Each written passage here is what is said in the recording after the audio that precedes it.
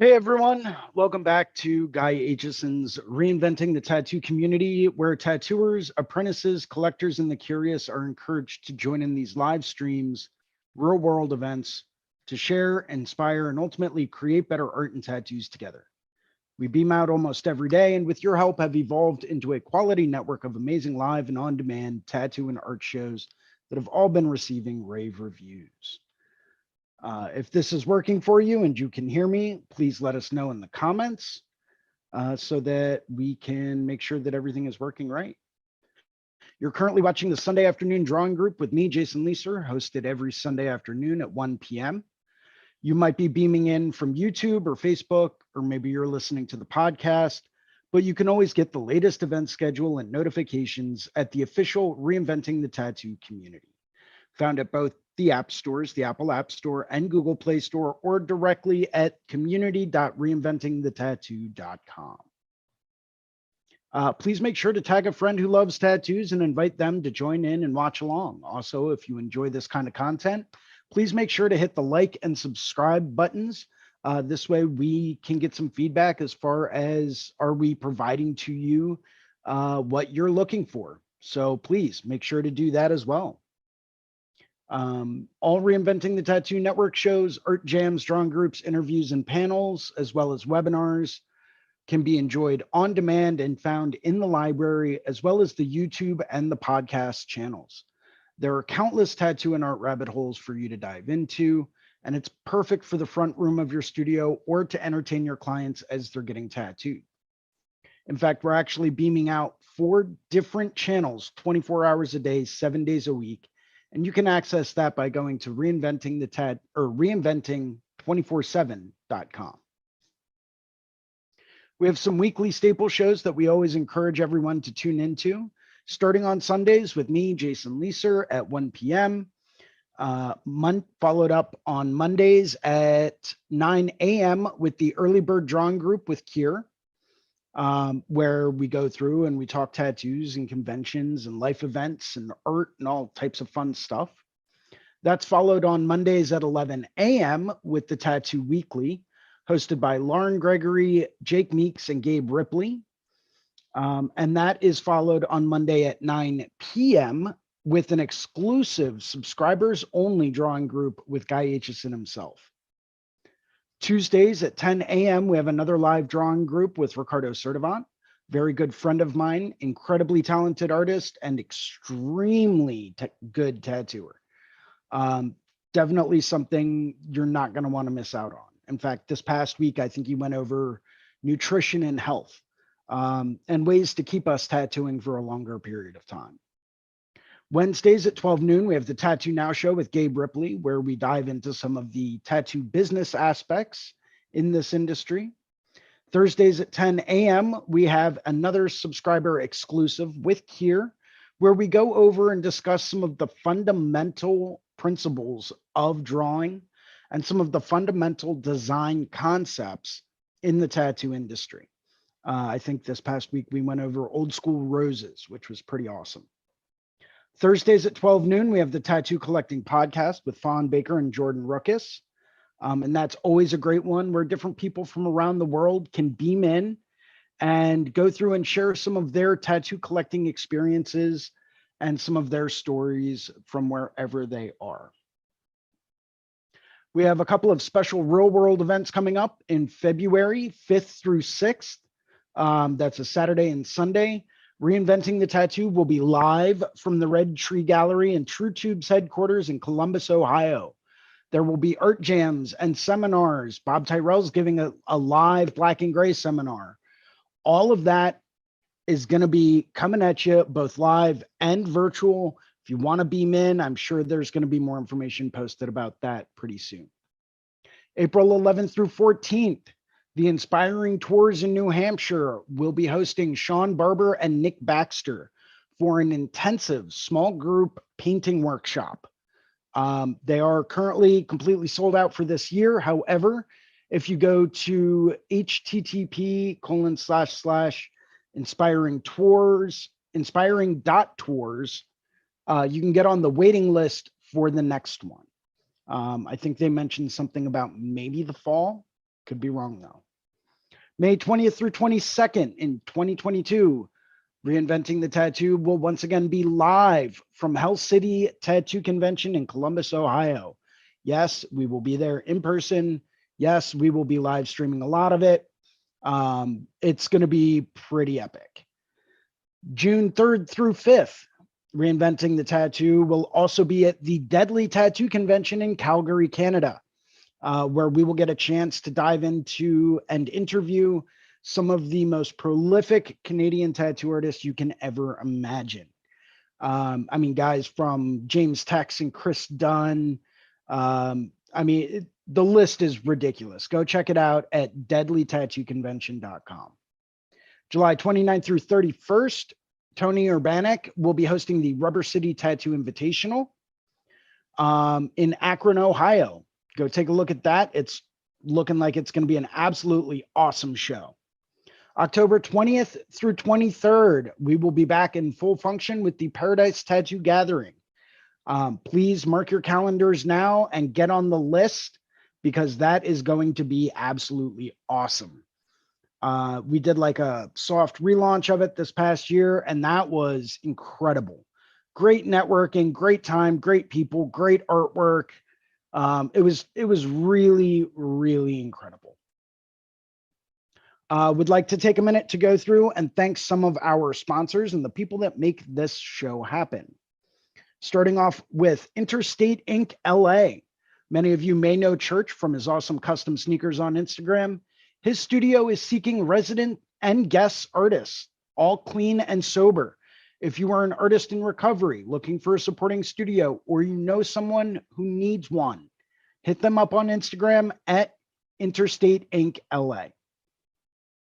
Raw Pigments, an ink company that's tapping into the source, rawpigments.co. I picked these up about a year ago and started to try them out, and they are awesome. They're absolutely incredible. That's all I can say. They're a lot more like the old school powder pigments. So if you're used to using those, you have got to give these a shot. These are absolutely amazing. I've started to really incorporate a lot of them into my own personal lineup with great results. WorldTattooEvents.com, the largest, most comprehensive resource for tattoo events worldwide. Everything is being updated and rescheduled and postponed and yada, yada, yada due to COVID and all of the Black Plague that is going on. Stay up to date with the most current announcements at worldtattooevents.com. That's where I go for all of my information, and it's where I know a lot of other people go for their information as well. Next, we have DLize Pro, also known as Dermalize Pro in the rest of the world. Thank you, international copyright laws. Protect your art. If you're still using saran wrap, it's time to step your game up. This stuff is designed to heal tattoos. It's microporous, it's waterproof, it's absolutely incredible stuff. I've used it. I use it on my clients. It's amazing. You've got to give it a shot. Would also like to go through and thank Tattoo Now, technology for tattooers, the leading edge in SEO and professional development for tattooers of all levels. They're now accepting new clients.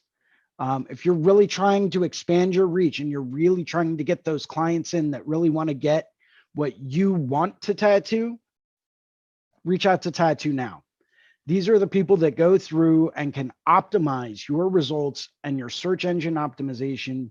They can go through and help you connect with the clients that you want to connect with. Next, we have, of course, the founder and inspiration behind Reinventing the Tattoo, Guy Aitchison himself. Thank you very much, sir, for all that you have done for all of us. You can find a lot of his paintings, a lot of his custom coil machines, some of his DVDs and his Biomech Encyclopedia, all on guyaitchison.com and tattooeducation.com. Once again, I cannot thank you enough for all that you have done, not just for me personally, with the education and information that you've provided, but for being a very responsive, very influential person as in my life. So thank you very much. Would also like to go through and thank some of our affiliates, the Fireside Tattoo Network with Jake Meeks. If you guys don't know about Fireside, and if you are already a tattooer, this is not a network to teach you how to tattoo. It's a network to teach you how to tattoo better. They have interviews and seminars and whatnot from some of the leading people in the tattoo industry. And it is filled with absolute gold. I'm pretty sure I've listened to every single one of their podcasts. So take a look at Fireside Tattoo Network. If you're still trying to get into the industry, go to the Apprenticeship Diaries and listen to all of the stuff that they have. The Apprenticeship Diaries will tell you the best ways to get an apprenticeship. We'll tell you what to expect in an apprenticeship, what makes for a good apprenticeship, what are some apprenticeship horror stories. It will go through and really tell you the nitty gritty about what it's like to be an apprentice in the tattoo industry. We always like that you post positive reviews on our channel to help us get the word out. If you would like to host a Reinventing the Tattoo event or sponsor the community, please email management@reinventingthetattoo.com. That'll get us through my standard intro. So thank you for bearing with me on that. And let me just open up the Zoom to see if anyone wants to join me here.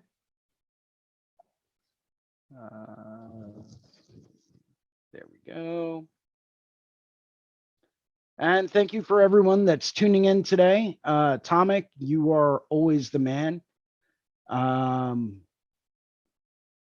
got a couple people watching in the on the Facebook page. Thank you very much, everyone. How to shading of tattoo. Not even sure what's being asked there in the comments, but sure. Who knows, right? So today I'm going to be going over, I know the last time that I was on here, I was working on a shark. I've since decided to hand paint that, so I will not be showing that off today.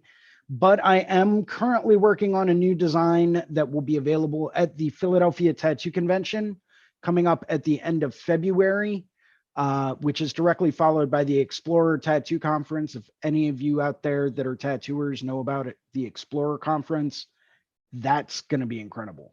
But I will be at the Philly show with all new sets of prints, all new designs that I'm trying to tattoo, and I'm going to be working on one of them today. So yeah, that's what we're going to be doing. I'm going to be working digitally today so that you guys can follow along and see what I'm doing as I'm doing it and all the steps that I'm taking.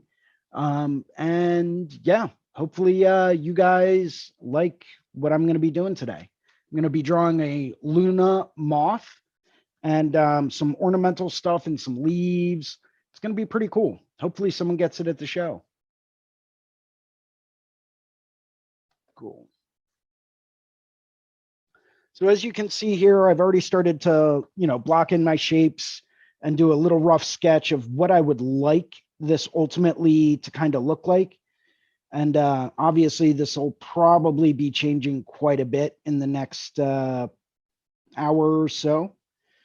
But I'm going to be working on the rough outline. I always do like 2 or 3 different outline layers. And the reason why is because the first time I do the outline, it almost never turns out right. So I always like to have different ways to go about, different layers to go about selecting. Actually, I wanted this one to have a little bit of a split. So let's take this. This will split. And I've decided to use a very, very, very, very limited color palette with this design. So I'm actually only going to be using yellows and ochres just to try to challenge myself. Maybe some red in the little jewel at the bottom. Let's throw another tiny little leaf guy over here, just for balance sake.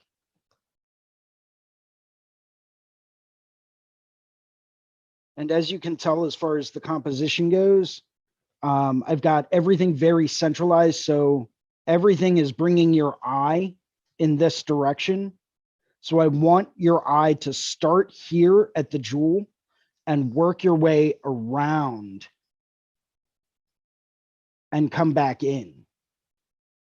Okay. So that's really going to draw our eye and give us that motion that we're really looking for. You know, maybe I'll throw another tiny little guy down here. And we'll have some curly cues, just some little accent ornaments, you know, because who doesn't like this kind of stuff? Just makes it look fancy.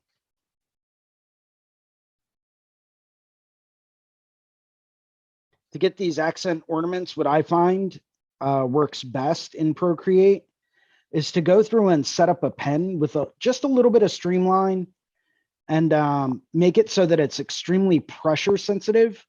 Start out with harder pressure, and you'll see that tip get really big, and then drag it around and just lighten your pressure up as you move it.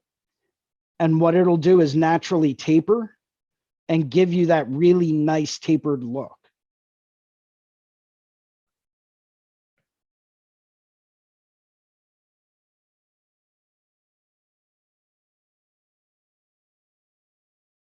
Another way to do it is to start out super light and then increase your pressure as you're moving along. Now, I'll probably add those later. Right now, I just kind of want to focus on getting this moth together and some of the line work that'll be involved with that. Let's switch back over to our accent lines. I have like specific pens that I like to use for everything, depending on what I'm doing. And I always like to have those set up ahead of time and easily labeled.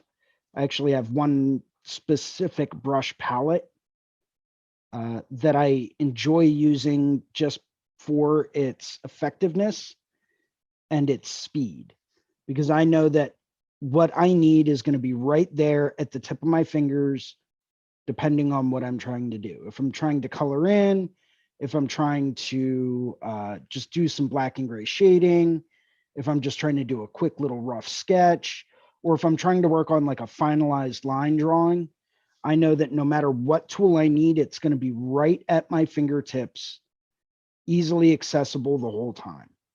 Now, another way that you can have it easily accessible is by setting up a shortcut menu that'll look like this, right?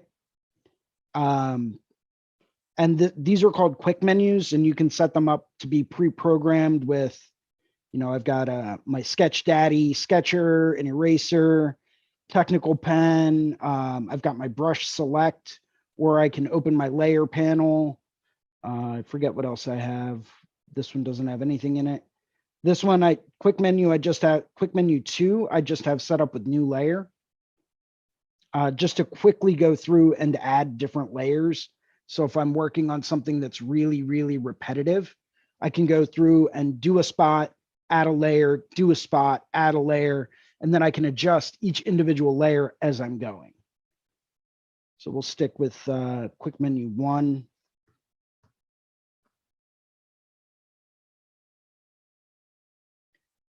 And I definitely want these lines to be pretty small, because once again, this is just my rough outline for the final piece. I always recommend, anytime you're working digitally, work in as many different layers as possible. Yes, it's a memory hog. Yes, it's not always the best decision if you're working with, you know, an iPad that doesn't have too much room in it. But I'm telling you right now, you will save yourself a lot of headache and a lot of frustration further on down the road.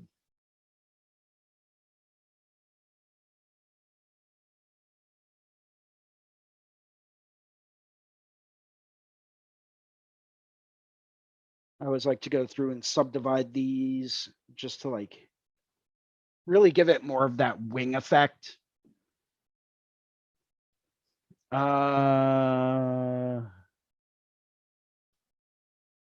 Atomic, good question.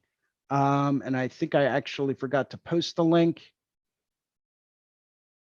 Let me do that real quick.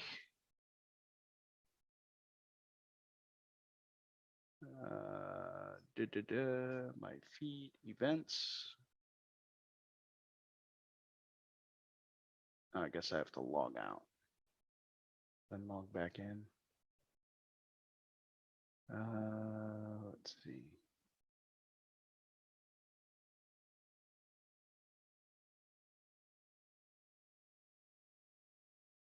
I should be able to comment on it. Okay, and here's this. And let's show.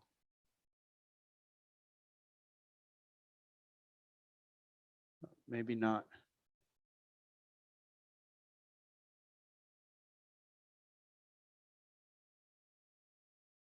Hey, Atomic, I'll send you a link in your messages in the community in just a second.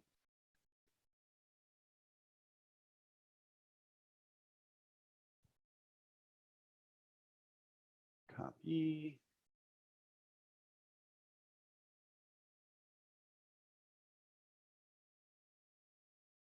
Send. There we go. Cool. So as I was saying, I always like to subdivide these. Just gives it more of like a really more natural kind of look.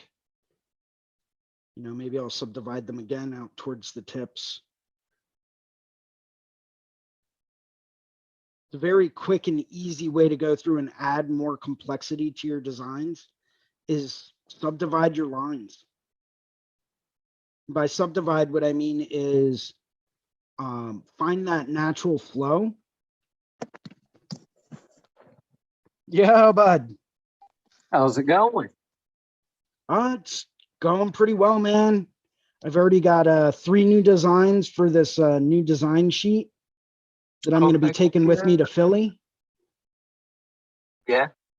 And I'm really hoping that I get to do at least one of them because that would be epic. They're designs I'm super stoked about.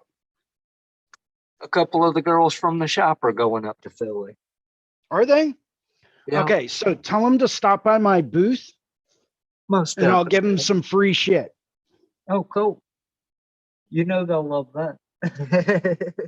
Well, I mean, dude, who doesn't love free shit, right? Right? Everybody loves free shit. My question is, why aren't you going? I have previous engagements. Excuses, excuses. That's all I'm hearing from you. Yeah. You know, I had actually started like not logging on for a little while. And I've come to find that I really can't stand the sound of my voice when I hear it back. Do you see this? Oh, yeah. This is the face of disappointment. Well, I apologize. Hopefully I'll be able to see you soon enough, though. Well, hopefully, man. Hopefully. Yeah, for sure. Ah, what just happened? Where did my video go? Oh, I don't know. He straight disappeared.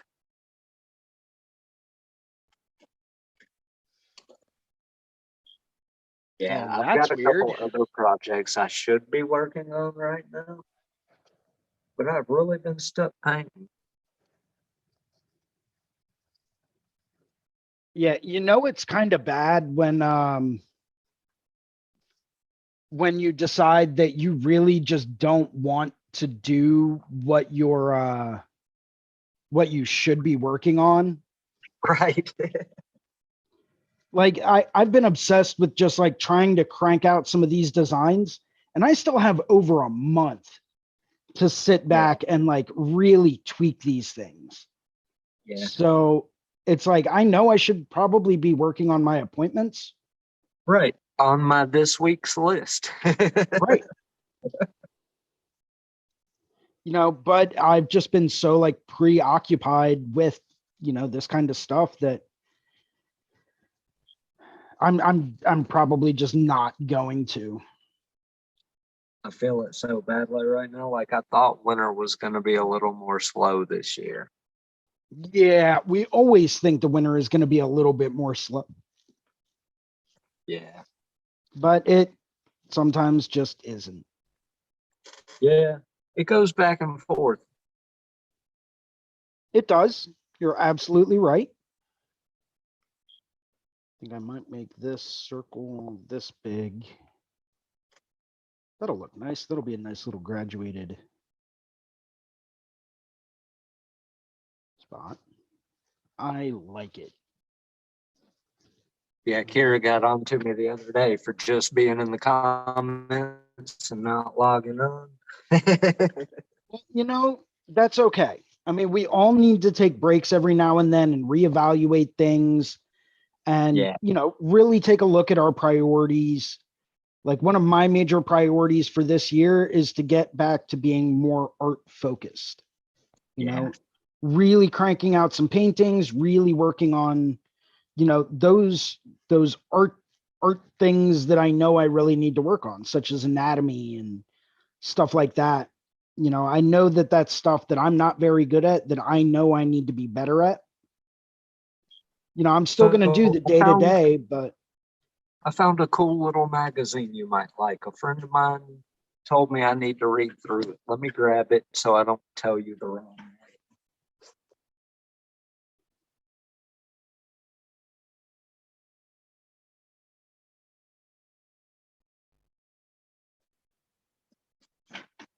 So it's put out by Fantasy and Sci-Fi Digital Arts in Imagine FX.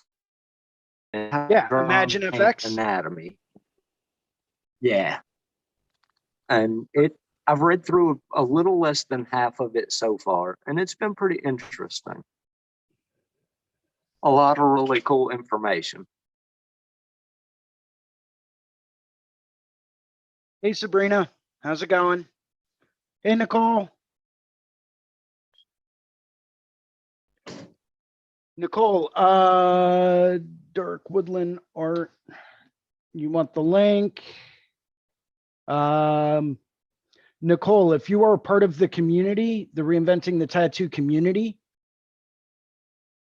go to your messages.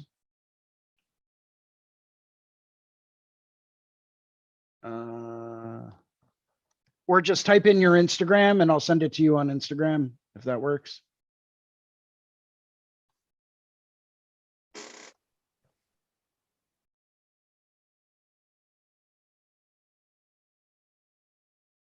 At first, I thought you were going to pull out like a copy of like S&M Monthly.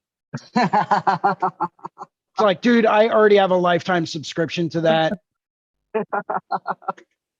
That would have been priceless too.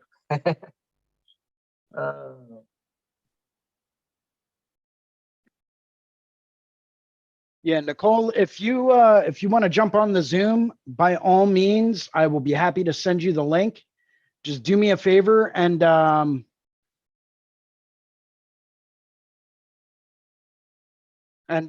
your Instagram into the chat box so that I know where to send it, because I have no idea how to get it to you.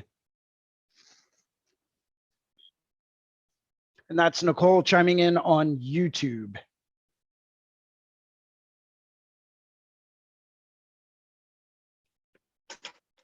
Yeah, I didn't even think about that. I should ask Gabe or ask y'all if y'all want me to like handle that for you when we're doing classes like this, just keeping an eye on the comments and stuff. I'm usually pretty good. I've got a pretty sick setup when it comes down to like my tech stuff. So like for me, it's not that big of a deal. Yeah. For other people, it tends to be an issue. And I get it. Not everyone is, you know, super tech savvy and, you know, has the time to really dedicate to it. So. Right. Just get focused on what you're doing. It's a little hard to remember to glance up every time and see what's really going on out there. Absolutely. Okay. All right. So dirt, woodland, art. I tried to get a couple of the folks at the shop to come join us, and everybody was like, "Oh, it's snowing." Well, you know, this is Georgia snow. It's not like it's real snow. We get it like once every 5 years decently. You know what I've realized is that there are like anyone in like Georgia, Florida, South Carolina, when things happen and like you guys get snow, it's ridiculous how many car accidents you guys get in. Yet the further north you go, like Connecticut, Massachusetts, Maine, upstate New York, where they get feet of snow every year, there's like hardly anything. Well, you know, like down here, it's illegal for us to use chains or studded tires at all. Like on our roadways, DOT, State Patrol, anybody you're not allowed to legally use them.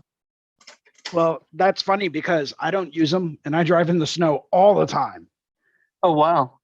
Yeah, mine's the Pontiac GTO, the 05. So like if I tried that will to do put it. chains, like Yeah, I no, couldn't put that's not going to chains work on in the it. snow. That's not going to work in the snow. No. Well, 6-speed with the 6.0, I'm not going but in circles as I please. I used to drive a 2009 Mustang, man. And let me tell you this, when it rained too hard, that car was all over the place. It was terrible. And see, I mean, don't get me wrong. I loved it. the car when I first got it, but I couldn't imagine even considering driving that out in the snow. Yeah. Yeah, they were telling me if I brought my car out to Colorado that I could only use it during the summer. Pretty much. Sports cars like that in areas that get a whole bunch of snow, those are meant to be like summer cars. They're not meant to be year-long drivers. Yeah. You know, but still, even though I used to drive a sports car, I'll tell you this, there is a secret to driving a sports car in the snow. Yep. That secret is you drive very, very, very slowly. Yep. Way more efficient. Well, it goes beyond efficiency. It's just safety, right? Because the slower you go, the more time you have for your mind to process, oh no, I'm going to hit that car. I better stop. Right. Easier reaction times. Right. And it also gives your tires more time to acclimate to a slippery surface. Yeah. So that really helps your stopping time. And just because you drive a four-wheel drive car, keep this in mind, just because it's four-wheel drive does not mean it is four-wheel stop. Right. Although I did see a nice little $10,000 brake system that swears up and down like it can stop anything on ice. Maybe, but you know what? I ain't gonna buy it. Yeah. I ain't gonna trust it. I would rather still drive like a snail's pace than you know, and I'm sure it's a good quality product. You know, I'm not trying to knock it. I have issues when it comes down to trusting things like that. I hear that. I mean, I just don't think that the physics are there. Maybe I'm wrong. Yeah, when you see the way the brake's all set up, it almost looks like a drum brake that someone cut the faceplate off of, made another faceplate where all the parts are on the outside. It's really weird looking. Weird. Yeah. It's really weird looking. It almost looks like it has a clutch plate over the entire drum. Oh.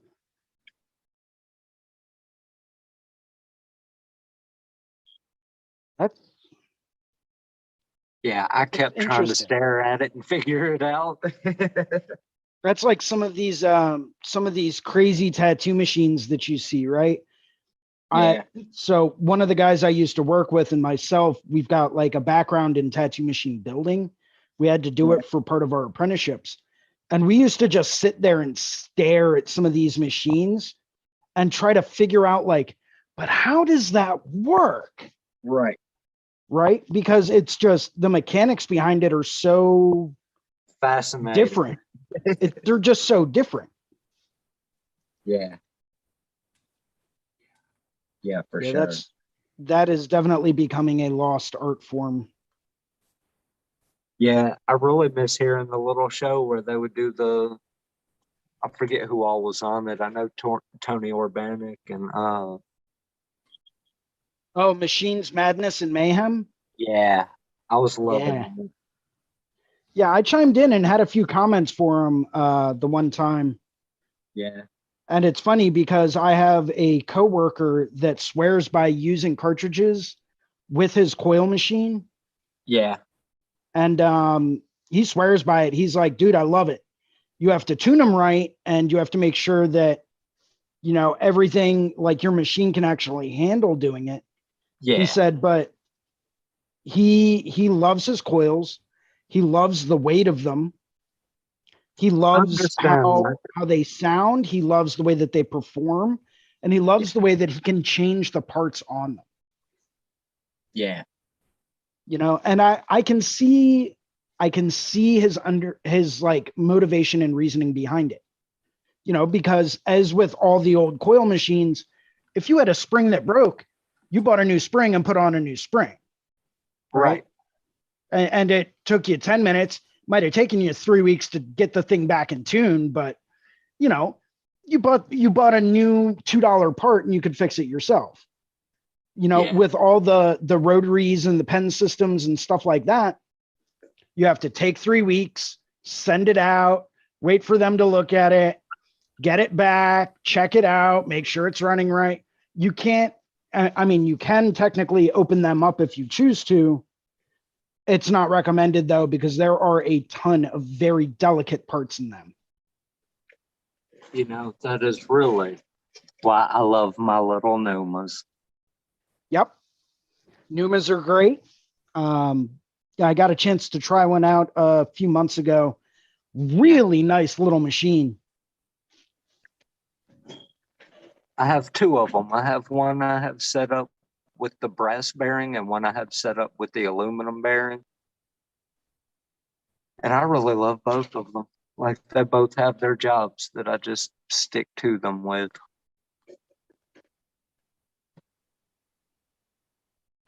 Well, and that's the thing. You got to make sure that you have the right tool for the right job. Yeah. I am a huge advocate of that. Because if you're not using the right tool for the right job, things will not go well. Yeah, that's why I'm like, what do you mean you're a tattooer and you don't have 5 or 6 machines? 5 or 6? Right, like that's minimum baseline first year. I was always taught you need to have a bare minimum of 4. Okay. Yeah. My average when I was using coils was I had no less than 12 machines in my drawer at any given time. That was my average. Yeah. When I was and right now they're all sitting in a box right over there collecting dust. Aaron Kane machines, Ernie D machines. I've got one of it's actually a pretty cool machine. I'll grab it real quick. It's a one of 3 that Ernie D from Deluxe Irons built. It's really cool little design. Yeah. Yeah, it's based off of the Phantom Post, right? Yeah. Oh, so very I don't know cool. how well the camera is focusing on that, but the front binding post is actually mounted on the front coil. I see that. That is wild. You know, great for like 7s and 5s. It's Ernie D 2015. I think he said it was one of 3. Hell Could be yeah. wrong. But yeah, great little machine. Yeah, I keep going over through like the Dank Built Instagram, and I'm like, man, I Dank want one Built's of got those some, so badly. dude, he makes some incredible machines. Oh yeah. I've been lusting after his machines for years now. Every time I go down and I see like the gnarled up front binding post screw, I'm just like, that's so beautiful. So I actually really got turned on to his machines way back when, because he was actually making machines, and this may seem a little weird to some of you out there, but he was actually making machines with a steel base plate and a brass side plate to help isolate the magnetic field being generated by those coils. Oh, wow. So that the side plate wasn't absorbing any of it. Precisely. That's pretty genius. He was using, at the time, all one-piece springs that were completely rolled and heat blued. And I mean, they were absolutely gorgeous machines. Absolutely gorgeous. You know, I don't know if he's still making those like that, but ever since I switched to rotaries, it's been one of those situations where it's like, I would love to buy one. I just can't justify it anymore. Right. Like I don't have a shelf nice enough for just a display machine at the moment. Well, part of it, you know, the other part of it being that, you know, I just, you know, with all the traveling I'm doing, I just don't have the capital to spend on a machine that I'm never going to use. Right. Exactly. You know that, and why would I want to deprive someone else of the glory of owning said machine and getting to run with it, and right, and getting to use it and experience the glory that it is, when I could buy it and it would just sit on a shelf. Yeah. You know, I wouldn't want to do that to another artist. I feel that. And Nicole has joined us. Hey, Nicole, what's going on? What's good? Hi, it's going well. Hopefully my mic is working. It looks like it's kind of in and out, but coming through loud and clear. Okay, awesome. I was not responding to me earlier, so just wanted to double check. But yeah, it's going. I'm working on some like Flash today. So yeah, Flash Day. Yeah. Someone requested that I do like a tarot theme. So it's been fun. But you can have so much fun with that kind of a theme. Yeah. Yeah, it's been good. It's definitely a challenge though. More of a challenge than I thought it was going to be, but we're here for it. Right? Well, that's all part of it too. You know, you have to challenge yourself or have clients that will challenge you. Oh, definitely. One of the two. Because if you're not getting challenged, you're never really going to realize your true potential. You know, and that's actually part of the reason why I've really become obsessed with the designs I've been working on lately. Super challenging. I used to, so allow me to elaborate. I've decided to cut down and stick with like 2 or 3 colors that were all in the same family. So like a dark brown, an orange brown, and then like a golden yellow or a bright yellow.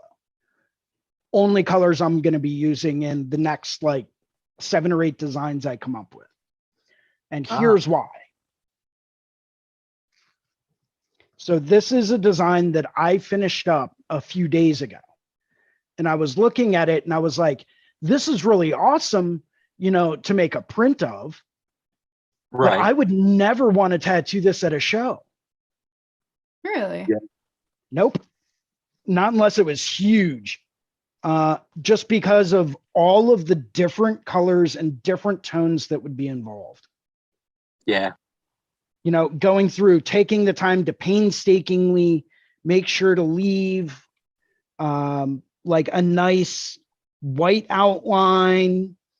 So if I got rid of all this, and I've got all of this stuff in different groups, but making sure to leave like a nice clearly marked white outline around poison so I can go back through after the fact and add that super bright neon green around that, making sure that I have the right values of purples, making sure I have the right values of yellows. Oh, and then you have to have a nice off-tone beige color, right? For the banner, there's another color.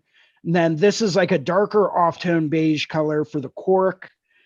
Need to have 2 or 3 different teals for the liquid inside it. Some opaque gray for some of these side areas along here. Like I wouldn't want to have to break out that many colors and spend that much time working on a design to do it a show where, you know, I'm trying to do as many fun tattoos as I possibly can. You know, I'm there to have fun and make a little bit of money while doing it, right? That's when I go to shows and I work at shows. Yes, I'm there to have a blast. I want to go out. I want to walk around. I want to meet people and talk to people. And I want to go back to my booth and have 1 or 2 people that are like, yo, I love that. I want that tattooed on me right now. Cool. Let me get set up. Knock that out in 3 hours or so. On to the next one. Get up, walk around, you know, meet some people, say hi, come back to the booth. Someone else wants to get something cool done. Awesome. Let me bang that one out in 2 to 3 hours. Right. So that way I'm constantly having fun. Right. Yeah, that makes total sense. Yeah. Well, because why else are you going to go and work at a convention? Are you going to go there and work there for the money? Maybe. I mean, some people could, but like, I completely see your point. Like, you also kind of want to go to meet other people and have fun. And if you're constantly bogged down with focusing on making this one design, you know, it's like you're kind of cutting yourself short a little bit. Right. Yeah. You're not going to maximize the experience of going to a show. You're not. Yeah. I've been to, attended, and worked at lots of different conventions all over. And most of the time, the reason why I would, even if I took a total loss for the show, right? Even if I only did 3 small tattoos all weekend, even if I did that, the networking I was doing and the people I was meeting were worth way more than the booth price. I have a standing invitation to go and work in Scotland for 2 weeks. Nice. You know, anytime I want, all I have to do is show up and I have a job there. And I got that from being slow at a convention, going around, talking to different people, meeting a guy who tattoos in Scotland, along with his wife. And I think I gave them some cartridges or something like that because some of their stuff was stuck in customs. And, you know, met up with them, had some lunch with them after the show one day. Great time. And they were like, yeah, dude, if you ever want to come and work with us and do a guest spot, you are always welcome. And I think I made maybe $500 at that convention. Yeah. Which just covered the booth. That didn't cover the airfare. That didn't cover the hotel. That didn't cover food or drink. That didn't cover supplies. It didn't cover business cards or prints. It didn't cover anything else. But the networking that I did while I was there was priceless. Hey, Jason, hey, everybody, how goes it? Oh God, Gabe's here. Everyone. Talking about networking at tattoo conventions, and yes. I just wanted to pipe in real quick because I've been going to tattoo conventions for probably longer than I have. Since 93, 94-ish. And I've generated insane amounts of business for being a non-tattooer, and I've never tattooed at a tattoo convention. And which is impressive. Jason, what was that? Which is very impressive. Yeah, it's somewhat, or either that or just nuts. But but the point is, to your point, like, I mean, certainly making money and tattooing at a convention and having clients all around the world is awesome. But the opportunity to actually engage with your peers is something that you can't do at home.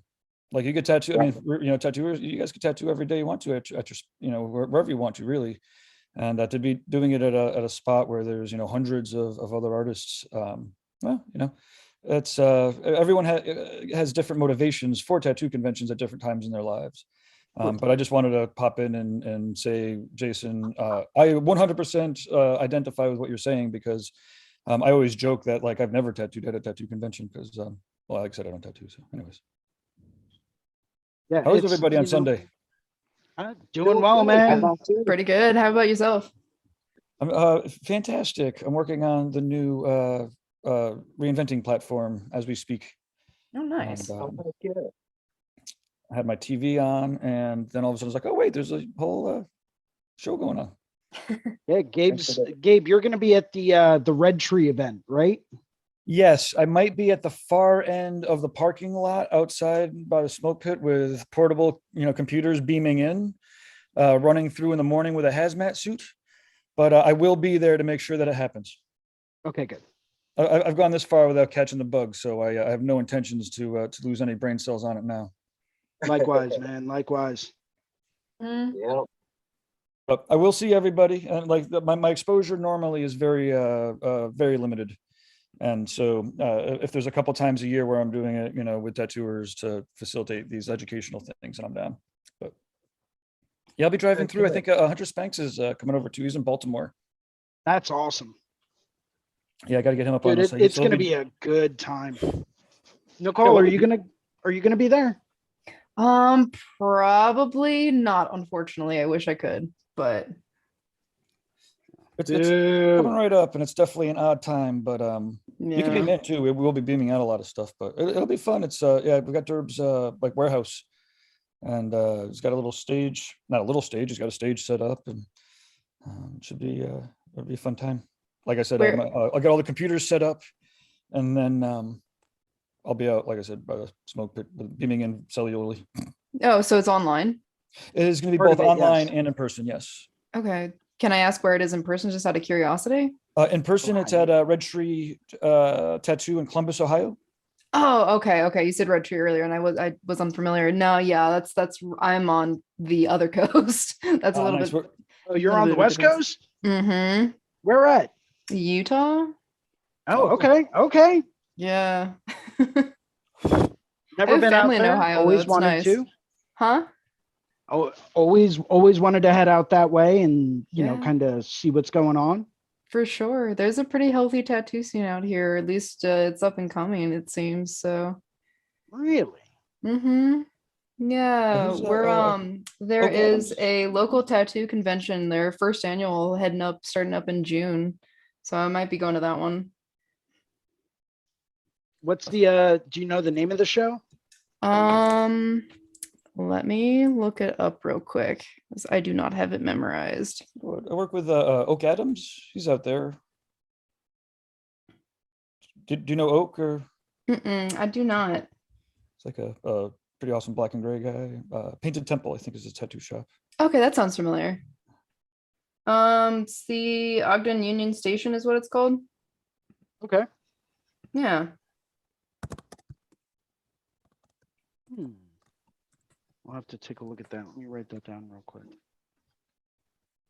I'm checking it out now. I'm trying to check it out now. Yeah. I had fun in Utah until I tried to go out drinking, and then I realized I'm not in alignment with the local culture.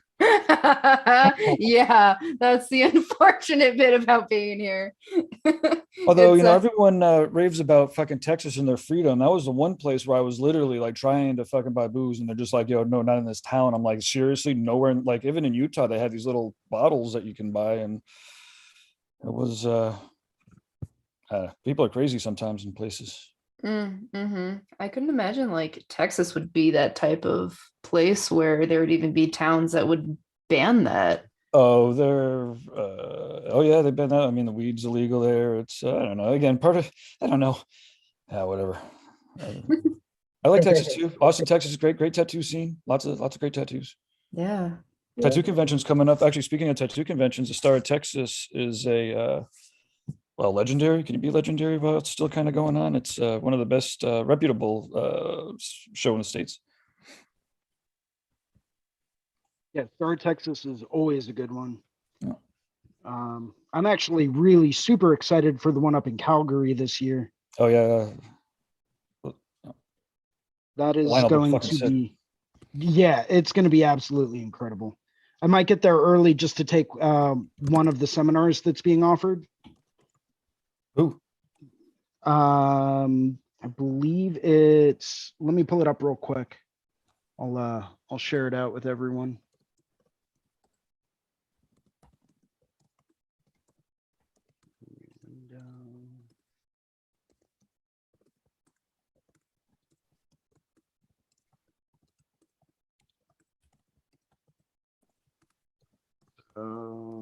Here. Share. So the Deadly Tattoo Convention, June 2nd through 5th. Organized by James Tex. Yeah. Yeah. The Shane Ford drawing Yeah, seminar cool. is the Yeah. one I'm talking about. Fuck yeah. Because his work is just incredible. Mm-hmm. Yeah. Anthony Tex will be there. Chris Dunn's going to be there. Steve Moore, Rob Noseworthy, Rich Hanford. I mean, Miles Kane. I mean, it's going to be a prolific show. And this is only part of the lineup. Yeah. No, that's great. Yeah. Imagine Christina the booths Castillo were might be sold there. out. What? Imagine was Christina going to be there? Christina Christie? Probably. Let me check the gram. Oh.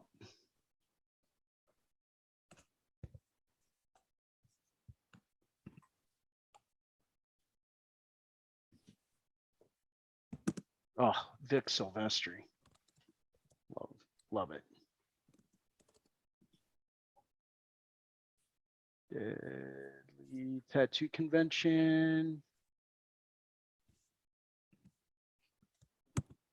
Yeah, the booths were sold out in, I think, 2 days. Yeah, stuff like, I mean, if James is putting on like those, yeah. Yeah. Booths sell out before they even go on for sale for for all intents and purposes. It's not really, yeah, it doesn't really show who's, let's see if any of the followers.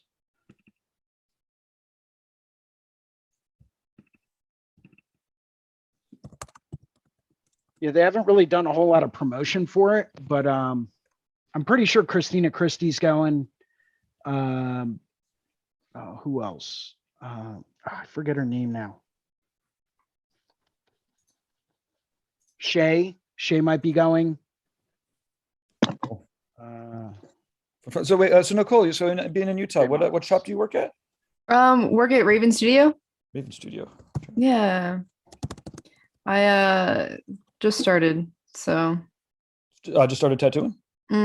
Basically, well, almost. I'm still getting on fake skin, so we're not so there yet. Transitioning over, fun.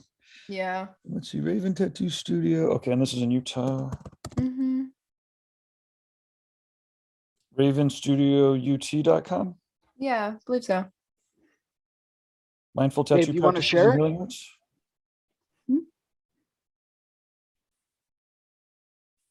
Oh, do I want discounts? No, not at the moment. Raven Studio, Mindful Tattoo Practices and Healing Arts. That's the site. Yeah. Awesome. Yeah, they're super sweet over there. I love those guys. That's great. I absolutely appreciate being mindful. No matter what your definition of it is, you should definitely be mindful. Full of mind sounds good to me. For sure. He kind of teaches using that into working with clients and making sure that you are doing the best we can for them. So it's really nice. Well, the client is going to remember the experience for the rest of their life, and they're probably there for some sort of, well, clearly it's important to them. So exactly. Yeah. I feel like a lot of people who have tattoos always have that one where they will forever remember that experience because it may or may not have been great. Oh yeah. I mean, if you laser it off and cover it up, you still can remember what was under it. Yeah. Absolutely. Yeah, this is cool.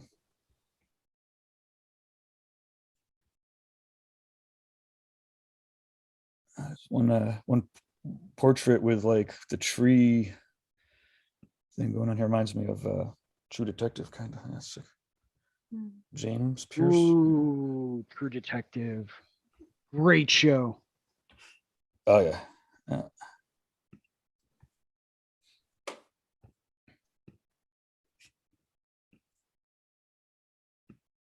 Watching True Detective second time round, inherently you see 20% more.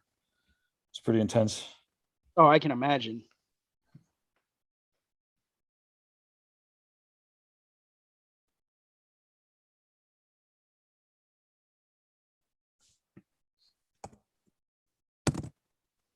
This little guy.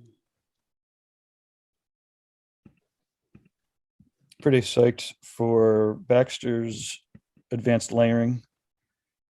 Ooh, that should be fun. Is that's going to be a seminar held up at Red Tree? Correct. Nick is beaming in, but he'll be beaming in from Texas to Red Tree and all the other places. So the answer to that is he'll be beaming in from Austin. Awesome. Or beaming out from Austin. I don't know. Well, beaming out from Austin into Ohio. Into Ohio and everywhere. Yes. You could beam in from. Into the interwebs. Into the interweb sphere. Yes, the interweb sphere.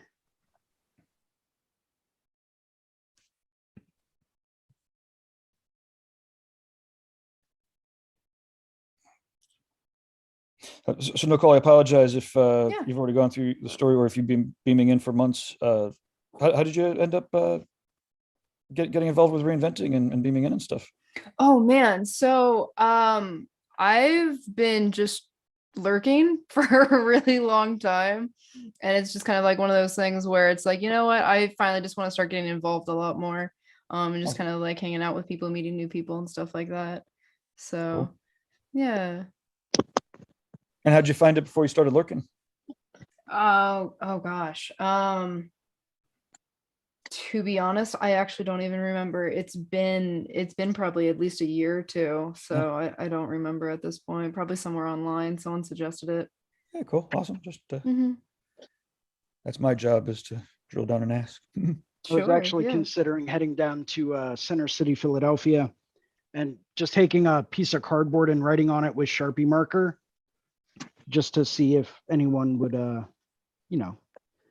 go join reinventingthetattoo.com, just to see if anyone would catch on to that.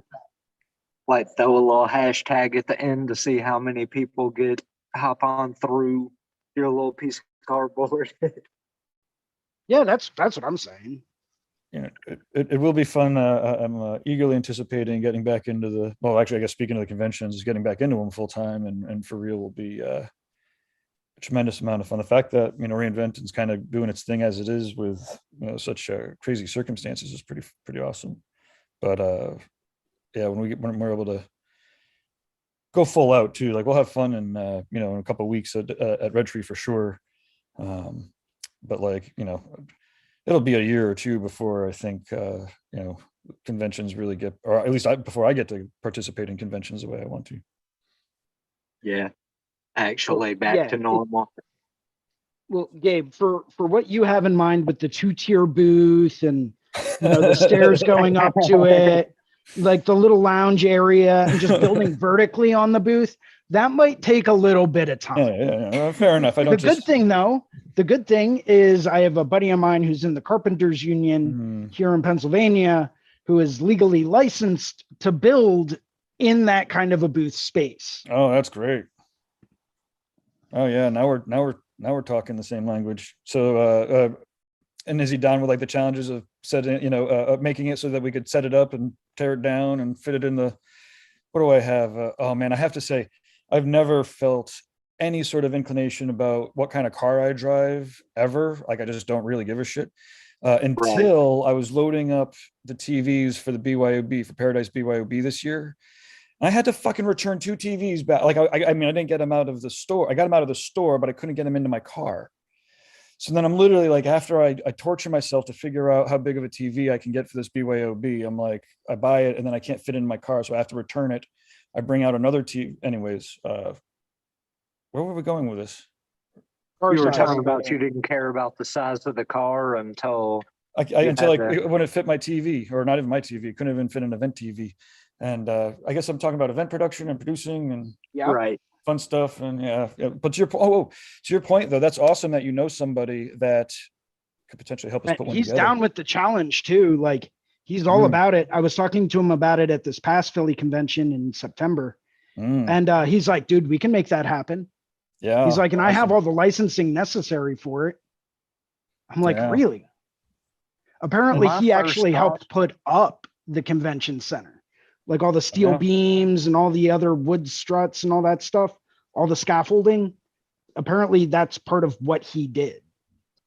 Oh, yeah. And see, that would be my first thought, was to do it double-decker style. You could do it using like carpenter scaffolding's like half a foot taller than normal. So you could kind of get away with doing like the back brace and not the front, just to leave it open-ended. So you could walk through and have. My question is, how much of a footprint would we need in order to have like the downstairs lounge area with a stairwell into the upstairs? So we would probably need what, 3 booths? Yeah, well, it'd be like a 20 by 20. So it'd be a 2 booths by 2 booths. 2 booths. So it's basically like a double, 2 doubles on an end cap somewhere. So then the budget is the matching opportunity. There's 3 things, right? There's the opportunity, the having the budget and how much it actually costs or whatever. Because they do exist, they're just not trivial. And then, although there's a couple of people that would split it with us too. I know there is already. I know who they'd be. And logistically, with the spiral staircase, I could see that working. That's like being all collapsible. Yeah, like a smaller one. We could definitely make that happen. Interchange, like fit on one rod of the scaffolding. I almost don't even want to show these off because no, don't do it. Yeah, people are gonna like hop on. Don't allow other people to steal our dreams.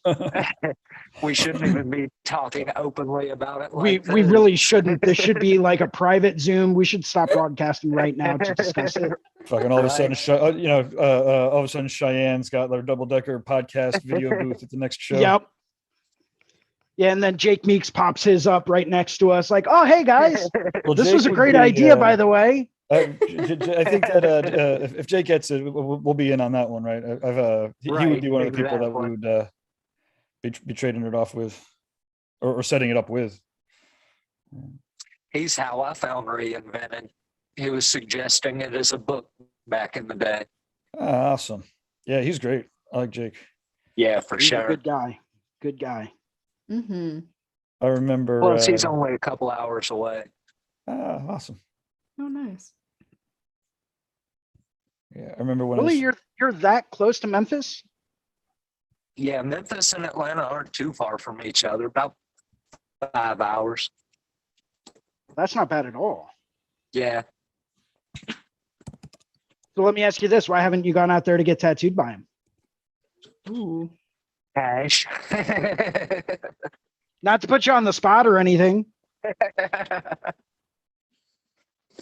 Yep, it's solely that. Like, there are probably 4 people I really want to travel to get tattooed by. And who would that be? Marcus Leonard, of course. Oh, yeah. And Guy. If I could get tattooed by Guy, I would have to book like 4 days and not even get tattooed every day just to pick his brain. Well, he only does what, like 2 days in a row now? Yeah. Yeah. Yep, which, you still got to be fair to everybody else too. I know. Well, it's not just that, but like 2 full days in a row working on the same person. That's intense. I've done that one time, and I was completely and totally drained after that. So I'm about to have my whole arm and chest panel blasted Tuesday. Bam. By who? I'm looking forward to it, and kind of not, by a couple folks that work here with me. Awesome. We'll go over to her booth. I'll show you what I'm getting. Marcus Leonard is tentatively booked for October to come over in October for the Paradise show. Really? Yeah, he's him and Akai did the poster. So. Oh heck yeah! Yeah, every time I look through anything he's posted up, I'm just like, oh, that's the dream. Yeah. Yeah. He's amazing. I went to I've been inspired by a lot of Chris Hall's art lately too. Yeah, Chris Hall's really been knocking stuff out of the park. Yeah. I don't know, have you heard my Marcus Leonard story with in the concentration camp? No. So he's very outspoken and opinionated, and my wife is Jewish, right? So for the first half of our relationship, she was like, I don't want to really go to Germany. That's I don't need to. And shit whack. And eventually, I guess it was 5 or 10 years ago, that attitude changed, and she was like, I think I need to go. And so we went to go, and we've known Marcus for years, and so we were going to go and meet with him and then go. And the first thing I realized is when we were actually going to his place, I was like, wait a minute, I'm not doing any business. This is like, I'm just going to hang out with a friend. This is crazy. I mean, I'm friends with a lot of tattooers, but like I do business with all my friend tattooers. And but I was also like I said, Marcus has a tendency to talk a lot. I talk a lot, so we're a good match. And I'm like, I don't know what it's going to be like going to a concentration camp, in such a heavy spot. And he was like, he hadn't been there since he was 8 or 9 or 8th grade. I don't know. He was pretty young since he had been to one of them. And I was scared to death. I was like, I have no idea how this is going to end up, because if just due to the nature of statistics, if he doesn't stop talking for 2 hours, and then it's bound to be weird. But it was amazing. You know what? I mean, I don't even know why I was nervous. It was like he was everything. It was a very sombering experience, of course. Yeah, for sure. But like, there was nothing to be concerned about. It was just a lot of reflection about, well, what people are capable of, really. And I guess the only interesting thing I'll hammer through with this to finish the story. What he said, he's like, it's amazing to read the words of the instruction manuals, and one of the things that was just weird, he was like, the German language is like designed for this. And it was just an interesting, I don't know, it was just an interesting take on patterns and thought. I don't know, it was fucking weird. Marcus is amazing is what I want to say. I would absolutely 100% encourage everybody to go. Yeah, which camp did you go to? Dachau, maybe? I don't know. I don't really remember. Dachau. There's a documentary on Prime Video about, she's an elderly lady now, but she was a really young set of twins. And it was concerning Auschwitz and, what all Joseph Mengele had been doing, his experiments and stuff. It was a really moving documentary. I highly recommend, especially, heritage-wise. I bet your wife would enjoy it. Yeah. Not like, the sad aspects of it, but just the history and the. Sure. So you all must know. I'll screen share David Casson to get back to a combination of the. I don't think I do. Oh yeah, okay. So he's a painter, and he paints a lot of survivors. That's kind of his one of his main pieces here. Let's see, paint. But he's clearly he's a fucking brilliant painter here. Oh yeah, he has gorgeous work. Yeah, for sure. Subtleties are amazing. Yeah, that's his wife. He does a lot of seminars with tattooers too. Aluminum on oil on go back one. Oil on aluminum panel. Interesting. Oh, cool. Interesting. I wonder why aluminum. Like, what's the size of it? 48 by 72. That might be why. Yeah. The bigger you go with, whatever surface you're working on, the more rigid it has to be in order to maintain that kind of like surface tension. That makes sense. I'm finding that out now as I'm working on this 3 foot by 6 foot canvas. And the bigger the canvas is, the more elastic it is. And it's just not the easiest to work on. Whereas if it was a lot harder, it would be a lot easier to work on. So that's my 2 cents. Yeah, his portraits really remind me a lot of Andrew Tischler's portraits. Yeah, very, very hyper realistic. Yeah. They're huge. Very focused. He came over to there we go. He came over to the Venetian Tattoo Gathering and did a couple of seminars. Oh, cool. But he'll do the full interviews. And again, part of what makes his work the work is he understands well, I guess it's like this with a lot of things. The more you understand your subjects, then the more you can put into it. But yeah, brilliant painter. He hangs around with a lot of tattooers. He does people in Texas. He's kind of in the Midwest. He's at Rember's shop quite a bit. Okay. I don't know about quite a bit, but like more than once.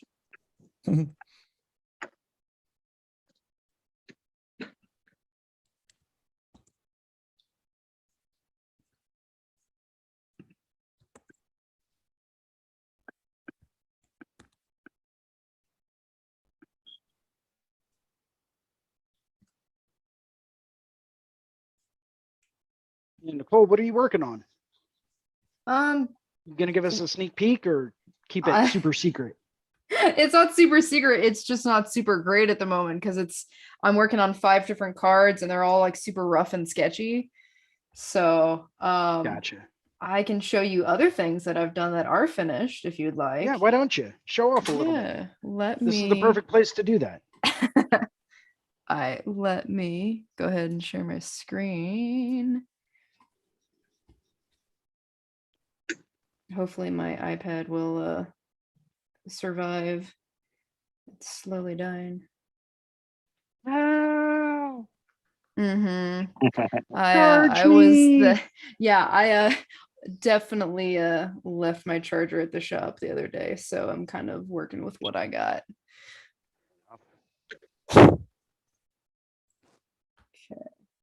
Okay. Is that nice? Seeing that?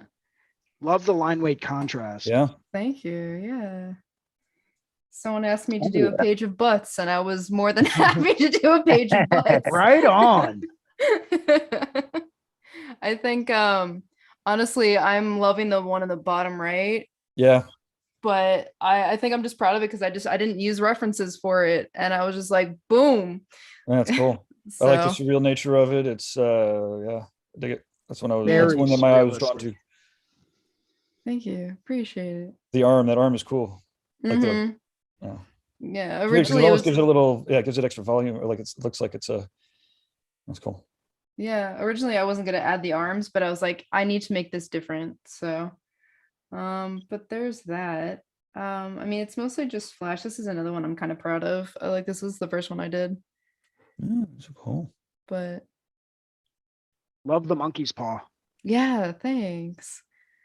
I couldn't go to sleep one night and I was like, I'm just gonna sit in bed and draw, and that's kind of what came out of it. So yeah. That's what I got. I appreciate you guys. It looks like you're the only person that could screw it up for yourself. With talent like that. Now, how big are those designs in general? Usually about 3 or 4 inches or so. When I actually get to the point where I'm looking at putting it on someone, it may change just because I obviously don't want details to get lost or anything. It's just kind of still, I guess, theoretical in a ways. But my mentor is definitely looking it over and making sure that lines and details are good. So I'm hoping they stay about 3 or 4 inches or so. Right on. But I'm just always curious as far as like how big people are drawing their designs out. Yeah. It's always something that I struggle with to keep things size appropriate. So I found that limiting the size of my canvas that I'm drawing on really kind of helps, because I know that my brushes only go so small. you know, before I start to see like individual pixels, and it's like, whoa, if I'm getting down to that level, I need to keep it more broad, less detail, because that's never going to translate. Yeah, I tend to stick to like a, you know, an 8.5 by 11, just a normal sheet of printer paper to kind of at least, so I have like a physical reference at all times to know like how big it's going to be. Because otherwise I can't mentally translate a size in Procreate to what it's going to be in real life unless I have something kind of keeping me grounded. Yeah. I think that's one of the biggest drawbacks to working digitally is the fact that you can pinch and zoom in, right? Or you can zoom all the way out, which is a benefit and a drawback simply because you can get into that real nitty-gritty detail when you zoom in, and then you always have the option to zoom back out and take a look at it from a further distance just to see how it would hold up at different sizes. You know, so it's a catch-22. I mean, it can be great, but it can also be detrimental. Oh, definitely. I fully agree with you. I can't tell, like, I know when I first started doing more Procreate and more digital, I would get lost in that trap of zooming in and spending all this time on a tiny little section and then zooming back out. And then you're like, oh, I don't see that at all. Yep. It's the worst. Yeah, you know, you get it. No, definitely. Is the absolute worst. Because it's like you just spend all that time and you don't even get to enjoy it. So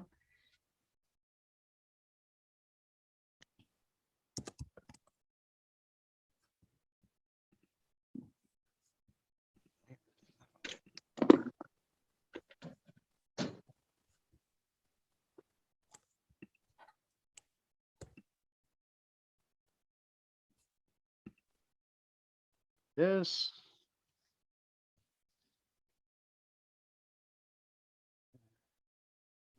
A little darker.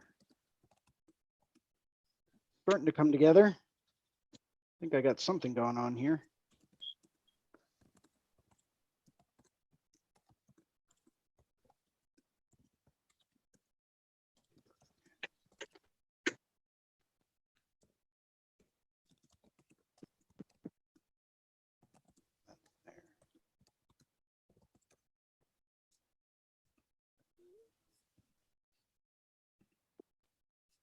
Spend so much time just tweaking individual layers and being like, nope, didn't do that right. Let me go back through. It's not always a good thing. It's something I've been trying to get better at as well, is just making decisions and sticking to them. And sometimes it works. Sometimes it definitely does not, but I've been trying to get better at that.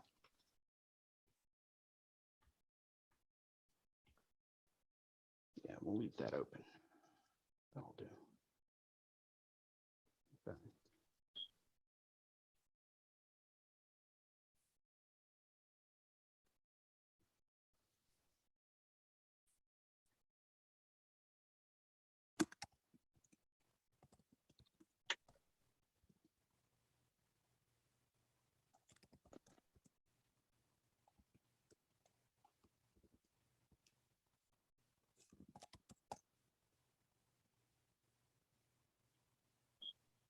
I've always been told that I kind of work a little bit backwards when it comes down to like really working art focused, because I always start with like my outlines and then I just go through and fill it in. I know a lot of other people that just start out with like shapes and colors and stuff like that. Both techniques have their benefits and drawbacks, but you know, it's just the way that my mind thinks. I like to know what my form is going to be before I start really looking at value and color and lighting and shading and all that stuff. It's just kind of the way that, I don't know, I found that I work really well. Other people may or may not understand that, but that's just kind of how my mind, I like structure. I like to know what's going on and where, and I like to know what is going to be where and what are my constraints, and you know, what shapes do I have and what areas. It's just, I don't know. That's the way my mind works. I'm very structured as far as my art goes. I like process. I like structure. I like creativity within known confines and known areas. I like problem solving the most, though. You know, like, hey, I want you to combine these 3 ideas and come up with something cool. Okay, we can do that. Well, the cool part's debatable, but well, yeah. Although I did draw a flower the other day that I thought was pretty badass. Nice. I'm joking, you know that. No, you're not, Gabe.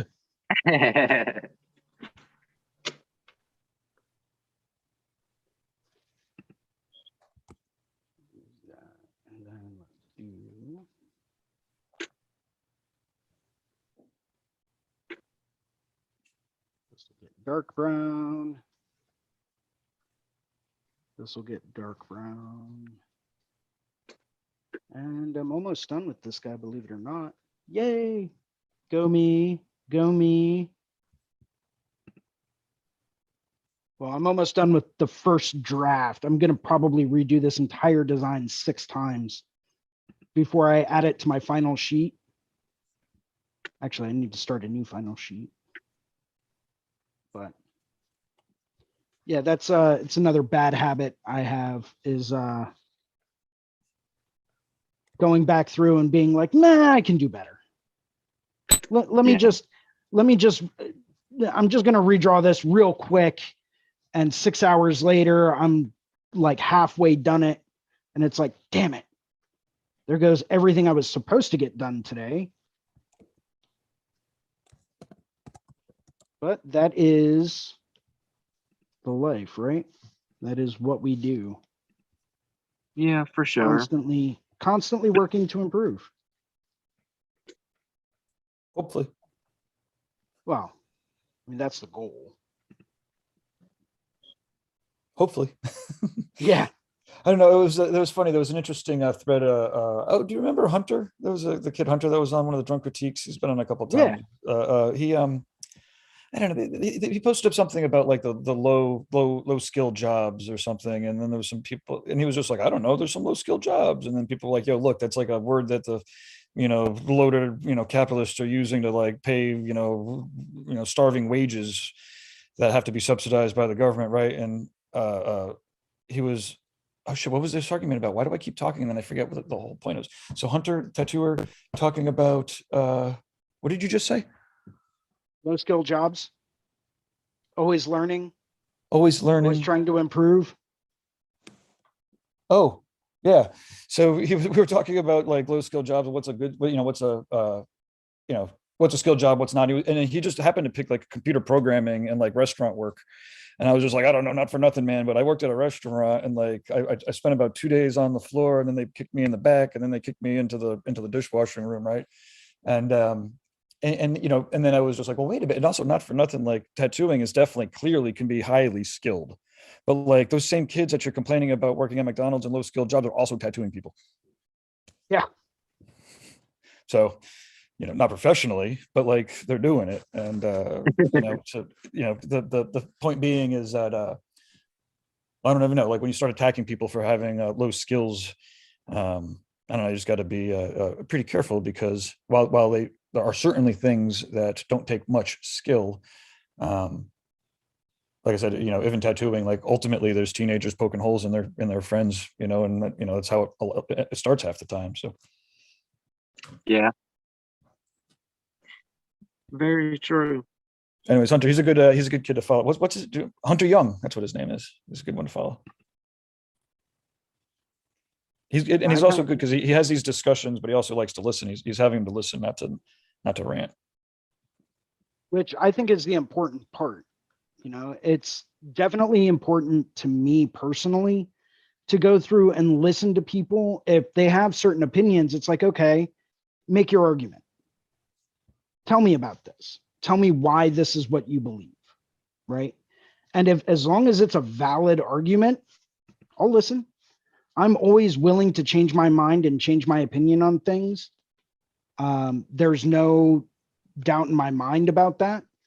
And it's being able to have that option to go through and change your mind and change your perspective and your view on different things. Having that kind of an open mind is what's really, truly an asset.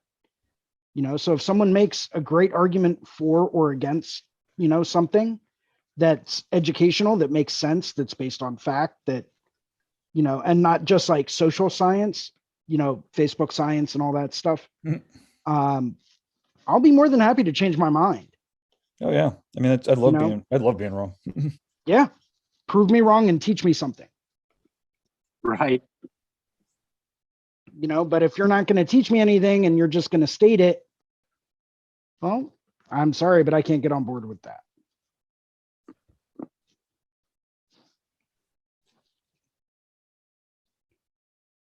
Cool. Well, it is about 2:30, guys. I'm probably going to be hopping off here in just a few minutes. Very cool. Yeah, my iPad's tripping. Did you yell at it? I haven't yet. Did you shake your fist at it? Yes. Wait, yes, you said it was I did tripping? shake my fist at it. Did you drink a fifth of whiskey in sacrifice to it? No, I did not. Ooh, see, that's where you went wrong, I guess. Yeah. see, Nicole gets it. You have to sacrifice to the technology gods. Yeah. Drink one for the homies. Well, they need to start smoking bowls instead of drinking that. Well, I mean, you know, that there is, and I believe it is specifically stated in the Old Testament that thou shalt offer burnt offerings. Right.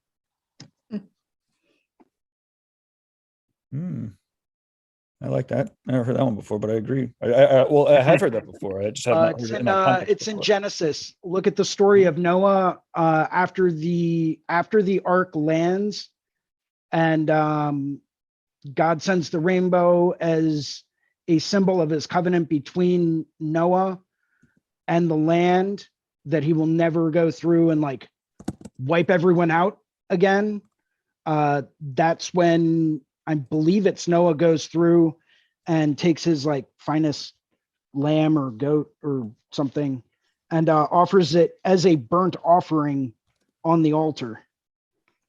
Yeah. But I know it's in Genesis in the story of Noah. I'm definitely taking your word for it. I've read the Bible more than enough. Yeah.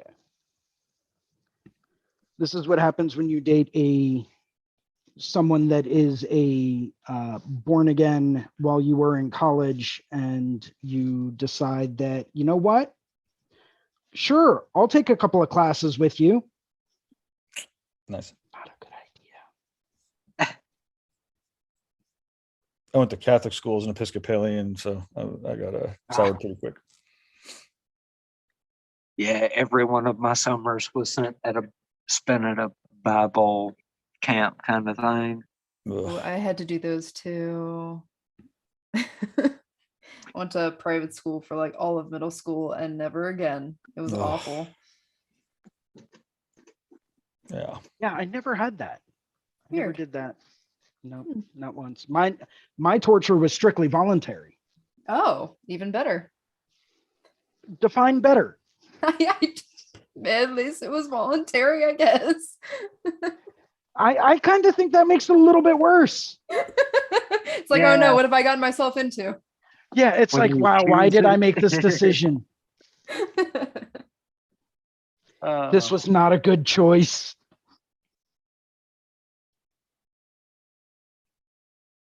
You know, but I did find it interesting, and I did find it fascinating just to see how often people will misinterpret certain things. And they'll use certain things as arguments just to support their twisted ideas. So yeah.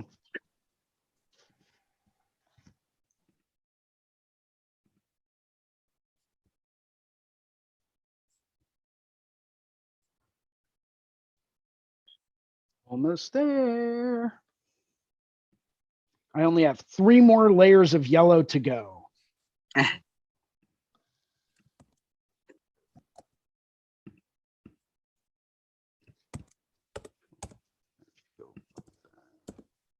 don't know, maybe I'm the only one that does this, but whenever I'm working on my iPad, I always like to go through and keep my darkest layers on top. Yeah. I don't know Yeah, why. I always just make a find... separate line work layer, and I leave one at the bottom and one at the top. Like I'll duplicate it so I have one saved in case something stupid happens. Yeah, knowing me, it inevitably always does. So I'm like neurotic about creating additional layers. Yeah. Yeah, I was sitting there playing with one the other day, and the girl across the booth from me comes over. She goes, "So why do you have your DPI turned up so high? You know you can get a bunch more layers if you." I was like, "Oh, you never should have told me that." Well, that's not always a good thing. Keep that in mind. Yeah. In fact, I always tell people, anytime you're creating any work of art, doesn't matter what size you're creating it at, always work on a layer that's 300 DPI. Always. The reasoning behind that is because 300. Yep, 300 DPI is professional print quality. And when you work on anything at professional print quality, it's going to come out crystal clear when you go to print it. And it doesn't matter if it's a fine art print, like a work of digital art, or if it's like just a sketch for a tattoo. If it's done at 300 DPI, it's actually going to be scalable to a point that it's not going to distort or pixelate if you decide to shrink it or blow it up.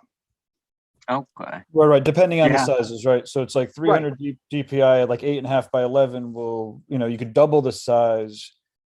And it's still going to be clear. It'll still be pretty clear. I think that, what was it? Brett Bryan from Pulse, like way back in the day, was testing out the printers, and to his eye, basically over 150 DPI, it was real hard for the eye to tell. Maybe on photographs, but not necessarily on illustrations.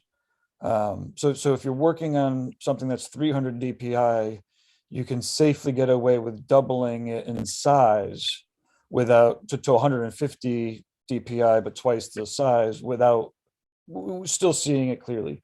But then again, obviously if you quadruple the size, with DPI, when you increase the size, you don't increase the information. You're just basically doubling all the pixels.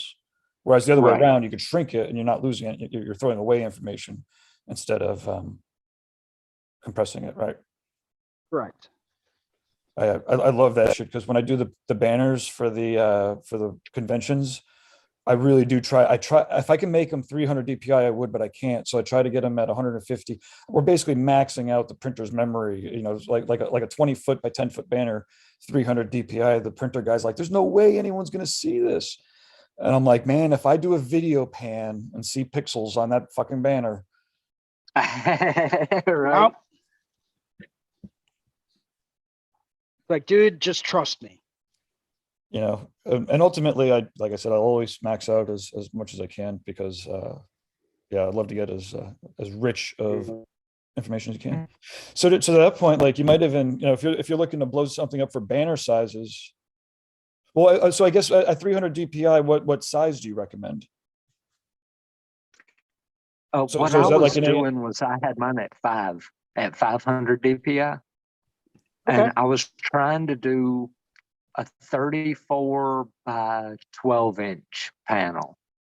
Yeah, that's going to be a lot. Yeah, and it kept telling me it was too big, that it wouldn't do it. Well, and I think therein lies, like, at that size, I don't think you need to get that quite that rich, right? So, right. At 500 DPI, you'd be able to blow it up 3 times the physical size without any loss to the eyeball sight. So, like, in theory, even like at that size, even at that size, to Jason's point, if you did it at 300 or even at 180 DPI, really, if that's the size you were ultimately printing it out at, that's about the information. But again, I always advocate towards higher resolution and more higher resolution, because you can't get it back. Right. You can always go forward, but not re-add. You can never go back. And I like blowing up on I'm blowing up on those details. So, like, if you have it at 500 DPI and then you want to, like, get a spot of it and blow it up, it'll still look nice and crystal clear. Yeah.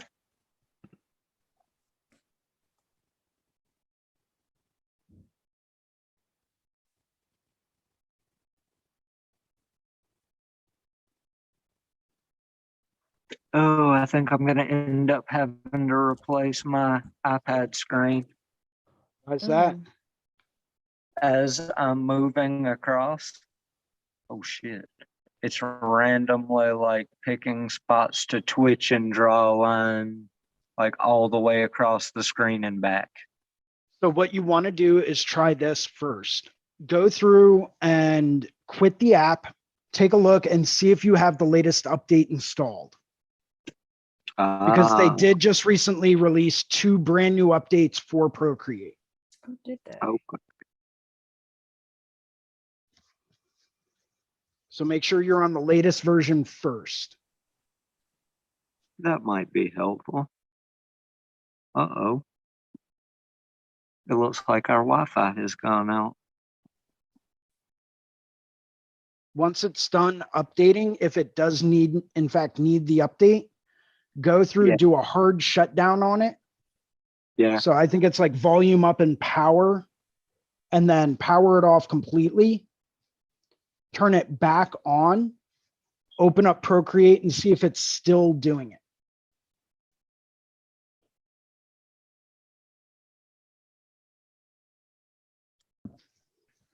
And that's if it's if you already have the latest version installed. Yeah. Mine is set to update automatically. So mine's supposed to. But I've also found that even though it is set that way, sometimes it just doesn't pick up on it unless I open the App Store. Then it's like, oh yeah, by the way, guess what? You were supposed to, it's 3 days ago. Right? Yeah, about that update, you should probably do it again.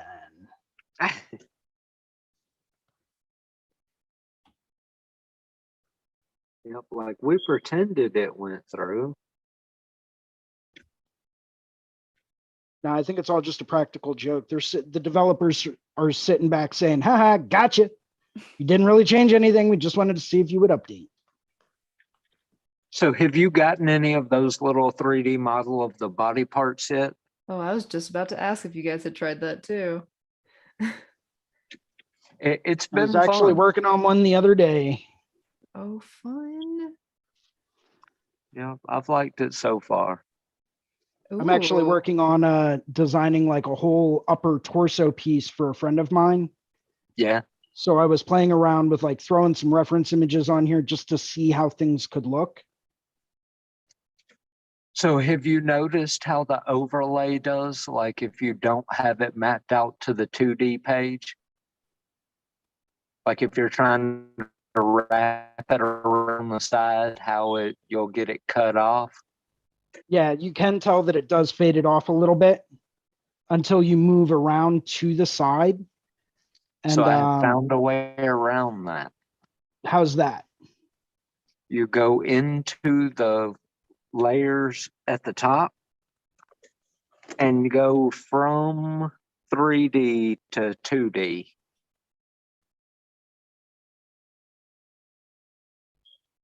And that would be no on the show 2D texture or paint through mesh. Let's see. If you go up to the wrench icon, yep, and click on the 3D, go to show 2D textures. Gotcha. When it drops it down, you can kind of map it out while it's 3D to see where the folds actually go. And it takes chopping the image up a little bit, but it works.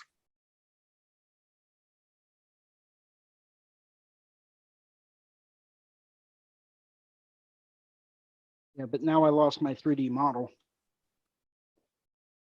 But I can swap it back. Or once you've done it, you can swap it. So I like using these 3D models for basic layout and design concept. Yeah. You know, like if I was going to go through and say I wanted to, let's see, I would want, oh, it doesn't allow you to go through and do a drawing assist. So you would have to create that vector in a different spot. Yeah. I can always. So what I will do is these. Nope, not that guy.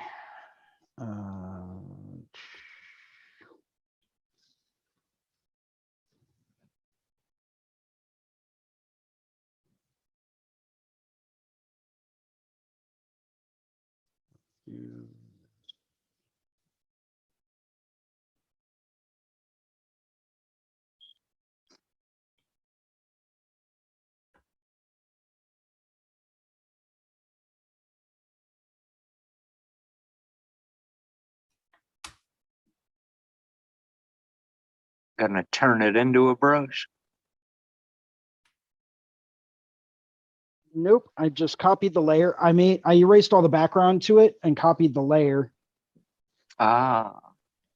And now I can go through and I can say paste. No, don't want it there.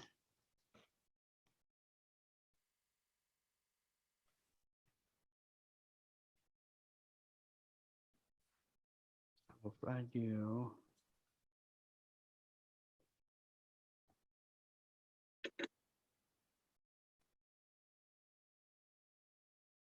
Thing like this. Then I put this over top of that.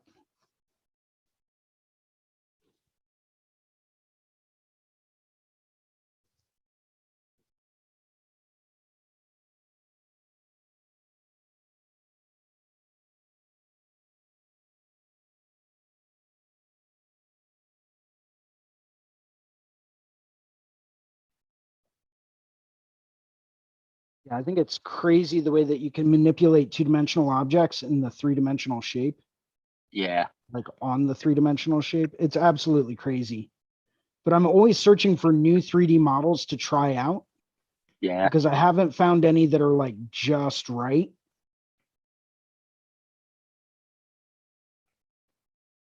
You know, for what it is I'm trying to accomplish. So.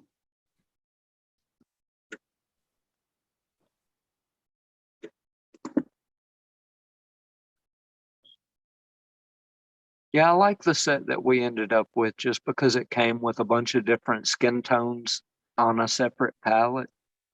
Now, where did you acquire said, I got them airdropped to me, but I'd have to ask Taylor where she got them. Okay, because I know that there's several different ones available through different places. Yeah.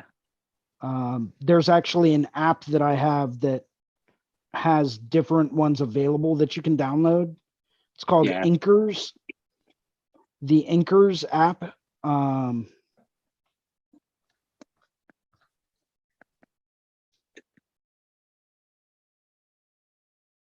Inkers. So it's only in portrait mode. But yeah, I think should already be signed in. Continue.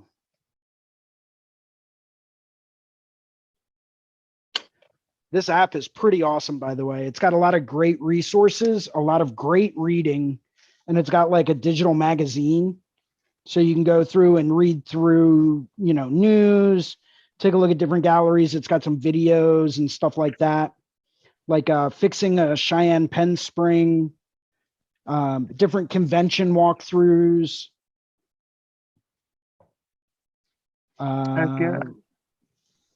Yeah, it's got some 3D tattoo models, different tutorials on how to draw things and do things. It's got different exhibitions. It's got a lot of really great information. Some digital ebooks you can download and flip through and buy. Their eShop will allow you to purchase different things like physical books. These are art books and reference books. They've got some, they've got a whole bunch of different Procreate brushes you can pick up. Procreate 3D models. So like a dragon claw, koi, Hanya mask, male and female figures, rat fink, a dragon head, a Daruma doll. Heck yeah. You know, so it's got a whole bunch of different stuff you can download. You can't really manipulate them, obviously, because it's not like three-dimensional animated program or anything, but it's got some really cool stamp sets, topography, 3D models, lettering brushes. It's got some pretty cool stuff in it. Geometric brushes, different textures. You know, it's a really nice, super handy resource if you're looking for something like waves. I actually bought that one just to take a look and check it out. It's actually pretty cool. Yeah.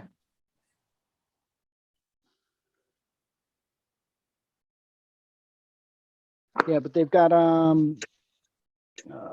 classic fonts. Where was it? They've got a lot of different ebooks that you can buy that are basically like digital sketchbooks. And they've got all types of different ones that you can look at for references. And, you know, here's a whole tutorial on how to draw dragons, right? You know, different types of skulls, Hanya masks. But I really like it for the magazine because it's got all of these different interviews with all of these different people.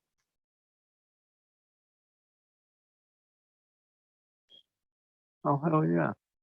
Yeah, that's really cool. I've never heard of this app before. Jesse Smith. Here's a whole article on Irizumi. Here's one on Hank from Denmark.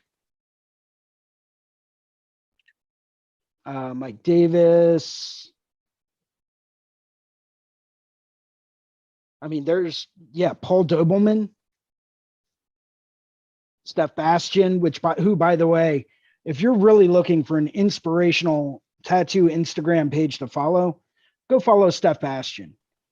That dude is thinking on a whole different level.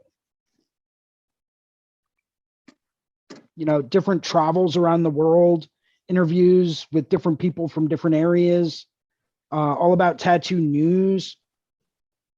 You know, Dragon Book, Save the Pigments, Hokusai. You know, it's just got a lot of really awesome, great information. Of course, it's got a whole tattoo gallery, but I really like it. And different art galleries people will put on that are tattoo related. So give it a look. But on that note, everyone, thank you for joining me. I'm probably going to go through and get heading out in just a second. So why don't we go through and do some quick sign-offs? Atomic, we'll start with you. Give us a rundown. Tell us how people can reach you.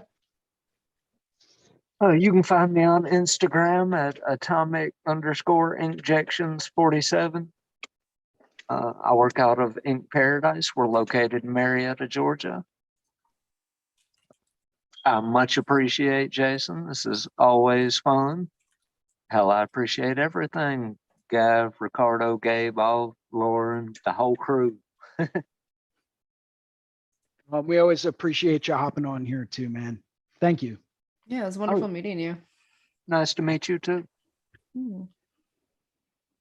Nicole, why don't you go ahead and give us a quick spot, or I just spotlight you. So tell us how we can reach you. Sure. You can reach me on Instagram, Dark Woodland Art, all one word. Also soon to be working on skin at Raven Studio in Utah. But other than that, I just am working on art and trying to get better every day. But thank you for having me so much. This is a great time. This is a lot of fun. So anytime. You're always welcome on here. Any Sunday you feel like jumping on. There's always interesting conversations going on and different art advice. And likewise to anyone out there that's watching, if you guys are ever, you know, in a situation where you want some feedback or some advice, maybe you just want to show off. Maybe you want to hop in here and talk our ears off about, you know, whatever's going on in your life. Do it. Join us. Jump into the conversation. You know, you never know what you can learn, and you never know who you'll meet in these drawing groups. So it's awesome. Thank you. thank you. Yeah, thank you. And I'll spotlight myself real quick. My name is Jason Leeser. I host the Sunday afternoon drawing groups here at Reinventing the Tattoo. For those of you still watching, thank you for joining us today. For those of you that have decided that you wanted to stop watching and then watch the end of it later on, thank you for tuning back in. Gabe, Lauren, Guy, you guys are incredible. I can't thank you each enough. Ricardo, Kier, Bruno, Larry, without you guys, I probably wouldn't be on here right now. So thank you very much for that. And everyone that was tuning in, anyone that, decided to watch even a little bit of this, thank you very much for tuning in. And hopefully we'll see you guys again next Sunday at 1 p.m. Until that point in time, take care, stay safe, and keep your hands moving. Cheers. Cheers. Gabe, where can we find you? Gabe is everywhere and nowhere at the same time. Yep. Very He is a omnipresent. voice from beyond.